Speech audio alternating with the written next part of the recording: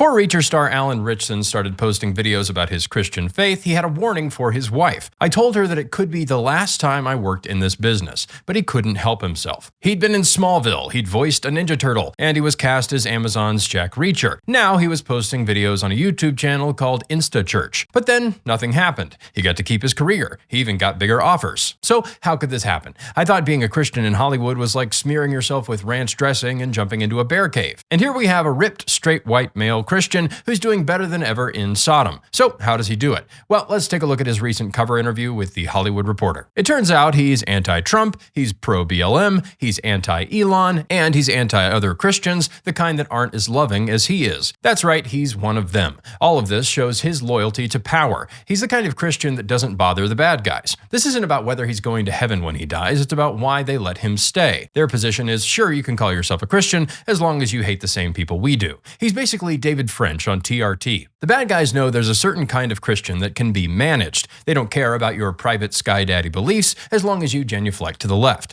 All they ask is a pinch of incense. Another reason they know he's harmless? He's a theater dork. I would love to do a musical. Here's what he said when asked what musical genre he'd sing in. Is NSYNC a genre? I would be in the boy band genre. That's been my dream since high school. And before you ask, no, he wasn't being ironic. Here's his audition for American Idol. That's why I always stay around. And what do you know, he got to the next round. 'Cause how you gonna make some time? Thank you.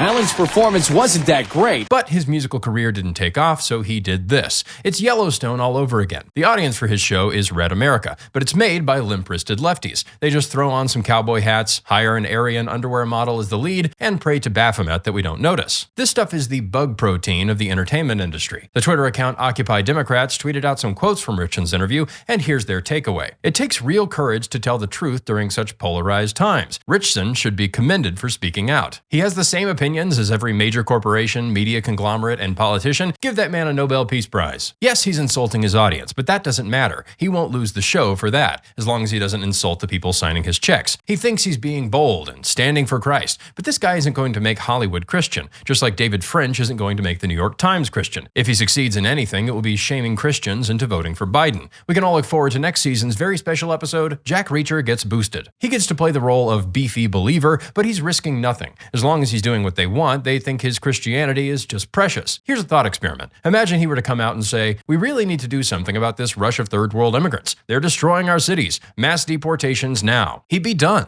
They'd off him like Joe Pesci in Goodfellas. Why? Because he'd be using the platform the media gave him to undercut their program. It wouldn't matter how popular his show is, he'd be gone. But yeah, he can have his cute little Christian YouTube channel. And he can play tough guy on screen, as long as off screen he's a boy band reject jumping on a trampoline. So let's bring this home. You are not a threat just because you're a straight white Christian male. You're not a threat just because you work out. You're a threat if you oppose the regime. You can hang a cross in your cubicle as long as you use everyone's preferred pronouns in your emails. Alan Ritchson is the poster boy for regime-approved Christianity. He's what they wish we all were, neutered, compromised, and completely in service of the reigning dogmas. That's why Mel Gibson can't have a movie made, and That's why I always stay around.